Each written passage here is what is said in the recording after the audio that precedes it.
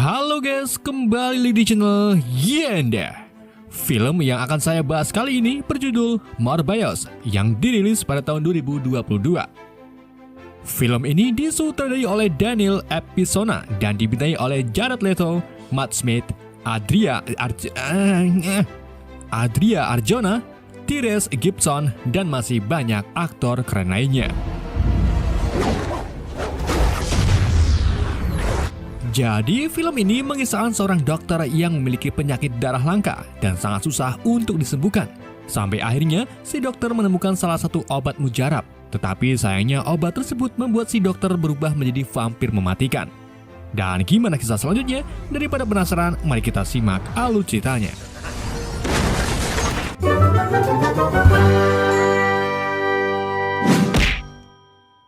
Film dibuka dengan seekor capung raksasa yang sedang terbang di atas hutan rimba Costa Rica. Capung tersebut kemudian mendarat tepat di depan sebuah goa yang terlihat sama sekali belum terjamah manusia. Tim ilmuwan yang dipimpin oleh Dr. Michael Morbius lalu mempersiapkan segala peralatan. Rupa-rupanya, Michael akan menangkap seekor kelelawar berjenis kalong yang menurutnya bisa dijadikan obat untuk penyakit darah langka yang sudah lama ia derita. Michael memancing kelelawar tersebut dengan menyobek telapak tangannya sendiri.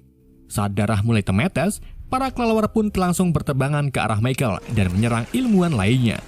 Film pun berakhir. Tapi bohong. Scene berpindah ke 25 tahun sebelumnya, tepatnya di tanah Yunani, di mana Michael yang masih bocil sedang dirawat di rumah sakit karena penyakit darah langka. Pada saat itu juga, pengasuh Michael bernama Dr. Emil Nicholas membawa pasien baru bernama Lucian yang memiliki penyakit sama seperti Michael. Michael lalu menyambut Lucian sebagai Milo karena pasien terakhir yang ada di ruangan Michael bernama Melo, namun ia baru saja meninggal kemarin. Di saat Melo dan Michael sedang mengobrol tentang perbedaan betadine dan Pertus, tiba-tiba mesin pompa darah milik Milo rusak.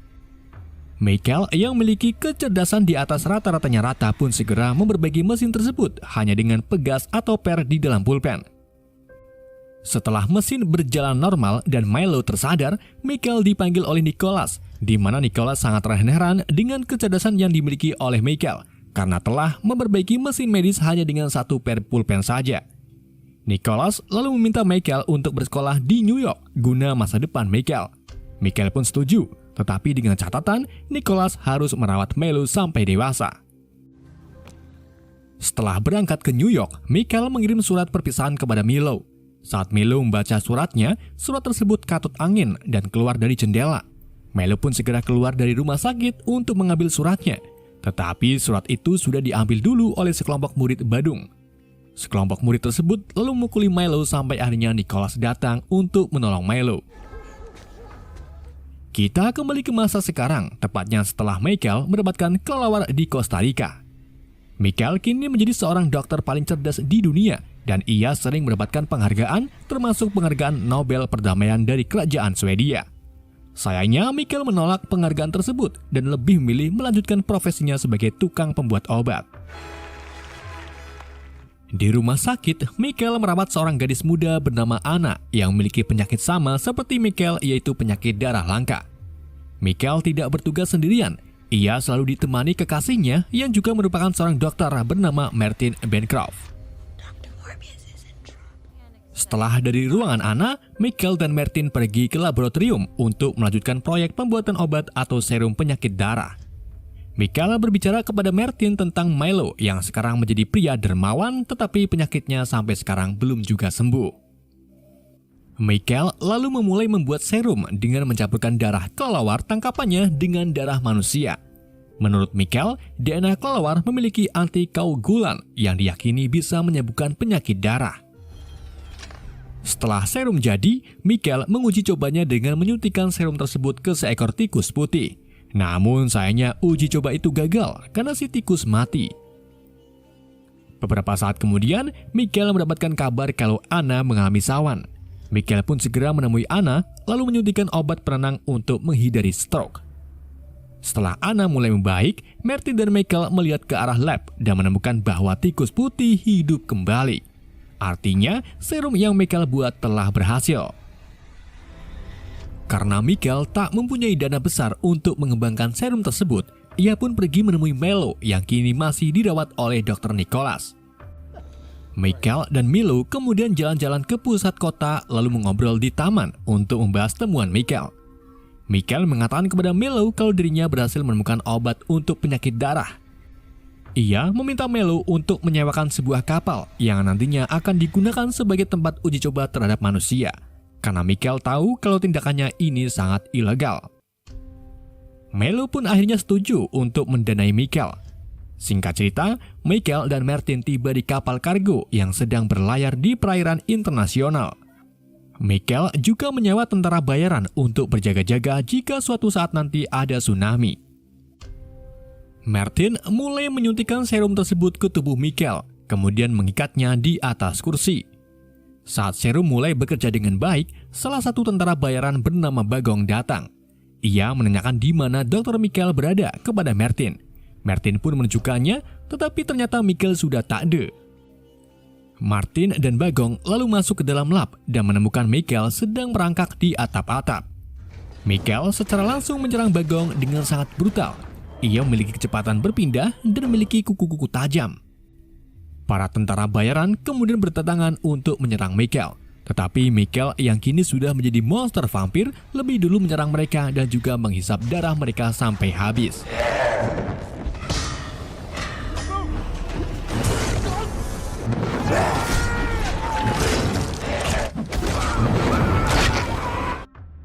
Setelah membunuh semua tentara, Michael tersadar dan melihat tubuhnya yang mengerikan secara perlahan berubah menjadi manusia normal. Michael juga merasakan kalau tubuhnya sehat walafiat, bahkan tubuhnya lebih kekar dari biasanya. Michael lalu melihat rekaman CCTV di mana dirinya berubah menjadi monster vampir dan membunuh semua tentara bayaran. Ia juga melihat kalau Martin pingsan saat serangan tersebut. Martin kemudian mengirim pesan bantuan, lalu mengambil sampel serum dan pergi meninggalkan kapal. Mayday, mayday, mayday. Keesokan harinya, agen FBI bernama Simon Stroud dan Al Rodriguez pergi ke kapal kargo untuk menyelidiki TKP. Tim medis menemukan Martin dan langsung membawanya ke rumah sakit.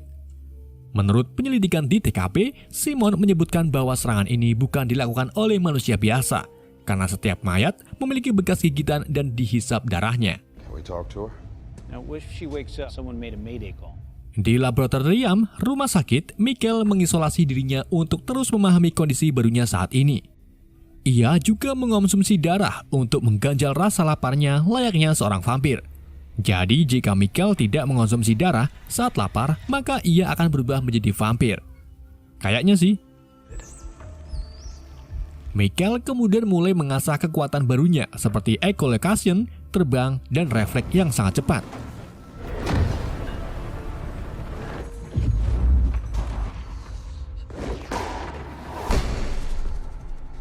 Michael lalu memasuki kandang kelelawar di mana kelelawar tersebut menganggap Michael sebagai pemimpinnya. Setelah itu, Michael mencoba menguji seberapa cepat reaksinya jika dirinya lapar. Ia memasuki sel kaca dan mulai merasakan perubahan. Bersama dengan itu, Milo datang. Ia membantu menyadarkan Michael dengan memberinya sekantong darah. Setelah Michael tersadar, Milo menyadari kalau serum buatan Michael telah membantunya sembuh dari penyakit darah. Milo memohon kepada Michael untuk memberinya serum tersebut, tetapi Michael menolak karena tahu konsekuensinya yang sangat berbahaya. Milo pun akhirnya pergi dengan perasaan sedih. Di tempat lain, Simon dan rekannya mendatangi Martin yang kini sudah pulih. Simon menunjukkan beberapa foto mayat di kapal kargo dan menduga kalau Dr. Michael terlibat dalam pembunuhan ini. Sebagai seorang pacar, Martin pun enggan memberitahu soal ini kepada Simon. Yes. Di hari berikutnya, Michael diam-diam menjenguk Martin di rumah sakit. Bersama dengan itu, seorang perawat yang sedang piket malam tiba-tiba diteror oleh monster vampir. Vampir tersebut menghisap darah si perawat sampai ia tak bisa berkutik. Karena mendengar suara keributan, Michael pun keluar dari kamar Martin dan melihat kalau seorang perawat telah mati dalam kondisi kehabisan darah. Michael pun bingung karena dirinya merasa tidak melakukan apa-apa.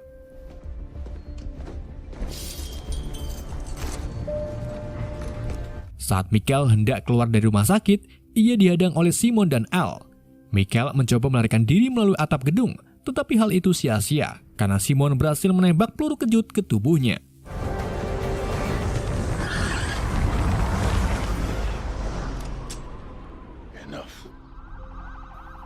Michael kemudian dibawa ke pusat penahanan untuk diinterogasi.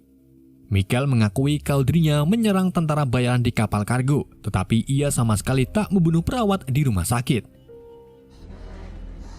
Saat Michael dimasukkan ke dalam sel, ia didatangi Milo sambil membawa sekantong darah. Setelah Milo pergi, Michael menemukan tongkat Milo yang ketinggalan di dalam selnya. Michael pun menyadari kalau Milo telah mengambil serum vampir dari laboratoriumnya. Mengetahui kalau Milo akan berbuat semena-semena, Michael pun berubah menjadi vampir, lalu meletik keluar dari sel.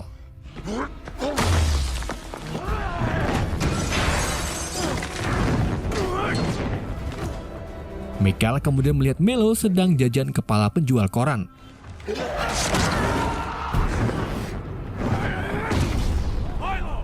Setelah keduanya bertemu, Milo mencoba meyakinkan Michael untuk bergabung dengannya. Tentu saja Michael menolak dan berjanji akan menemukan penawarnya.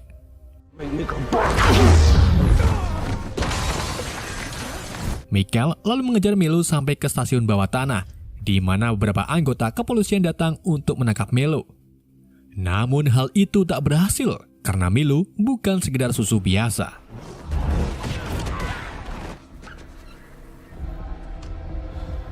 Milo mencoba untuk menangkap Michael, namun Michael lolos dengan terbang ke terowongan melalui gaya tarik angin dari kereta yang melintas. Emang ada gaya tarik angin?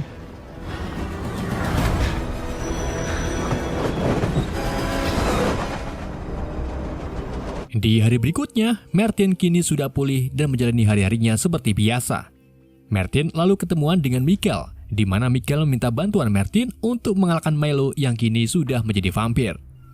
Namun sebelum itu, Michael berencana akan membuat serum penawar untuk membatalkan vampirisme yang mungkin bisa berakibat kematian.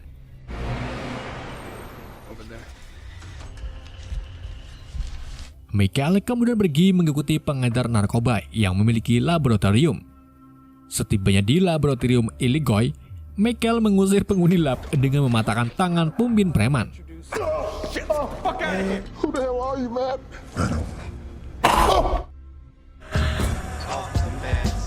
Sedangkan di sisi lain, Milo pergi ke klub malam untuk bersenang-senang. Di sana, Milo diusik oleh 3 pria Completi. Tetapi Milo tak membalasnya secara langsung karena takut identitasnya terbongkar. Saat ketiga pria itu keluar dari klub, Milo langsung bunuh mereka dengan menghisap darahnya. Pagi harinya, Simon dan tim FBI lainnya menyelidiki kasus terbunuhnya 3 pria tadi malam. Simon dan Al lalu meminjam rekaman CCTV milik toko bangunan yang ada di sebelah klub. Di rekaman tersebut, terlihat kalau pelakunya bukan Michael Morbius, melainkan Milo. Simon pun menyebarkan hal ini melalui berita dengan memasang wajah Michael dan Milo. Berita tersebut dilihat oleh Nicholas yang tanpa pikir panjang langsung menemui Milo. Setelah bertemu, Nicholas berbicara kepada Milo tentang perubahannya menjadi vampir. Nicholas juga berjanji akan menemukan serum penawarnya. Tetapi Milo menolak dan memaki-maki Nicholas karena lebih menyayangi Michael daripada dirinya. Milo kemudian menyerang Nicholas dan pergi meninggalkannya begitu saja.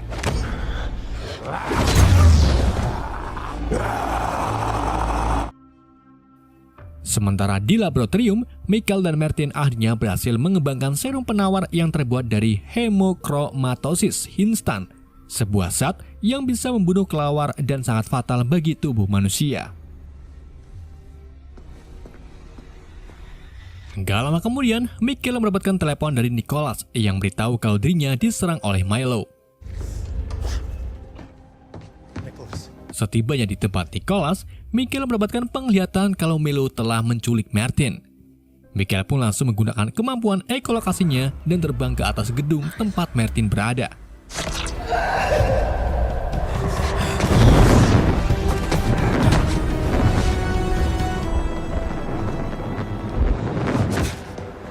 Michael menemukan kalau Martin terluka parah. Saat Martin sudah tak tersadarkan diri, Melo muncul sambil menyindir kalau Michael lemah seperti Cecilion. Michael pun langsung menyeruput darah Martin lalu bertarung dengan Melo.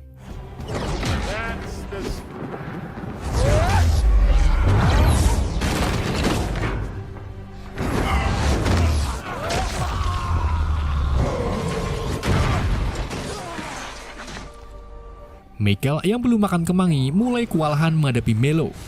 Ia pun akhirnya lemah tak berdaya karena tertindih oleh bangunan. Dalam posisi seperti ini, Michael mengeluarkan kemampuannya untuk berkomunikasi dengan kelelawar di kota tersebut. Beberapa saat kemudian, puluhan ribu kelelawar berdatangan ke arah Michael dan menyembuhkan semua luka di tubuh Michael. Melo lalu mengambil besi runcing dan akan menusuknya ke tubuh Michael. Tetapi Michael lebih dulu menyuntikkan serum penawar ke tubuh Melo, yang pada akhirnya Melo pun tutup usia.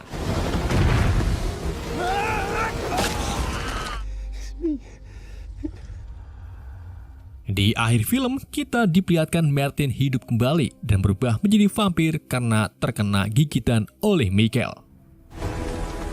Di adegan pasca kredit, kita diperlihatkan retakan multiverse yang dilakukan oleh Dr. Strange di film Spider-Man No Way Home. Bersama dengan itu, Adrian Thomas aka Vulture, musuh pertama Spider-Man, secara tiba-tiba pindah ke penjara Universe Morbius. Setelah bebas dari penjara, Thomas menemukan setelan Vulture-nya yang entah dari mana asalnya. Kemudian di akhir kredit, Vulture menemui Morbius dan mengatakan kepadanya bahwa Spider-Man terlibat dalam apapun yang kini terjadi. Vulture meminta bantuan kepada Morbius untuk bersama-sama memburu Spider-Man dan film pun bersambung. Intriguing. Oke, itulah alur cerita film Morbius. Semoga kalian terhibur dengan alur cerita yang saya bawakan. Mohon maaf jika ada kesalahan dalam penyebutan nama. Pesan yang tidak bisa kita ambil dari film ini, jangan pernah mengganggu kucing lagi berak. Sekian dari saya, wassalamualaikum warahmatullahi wabarakatuh.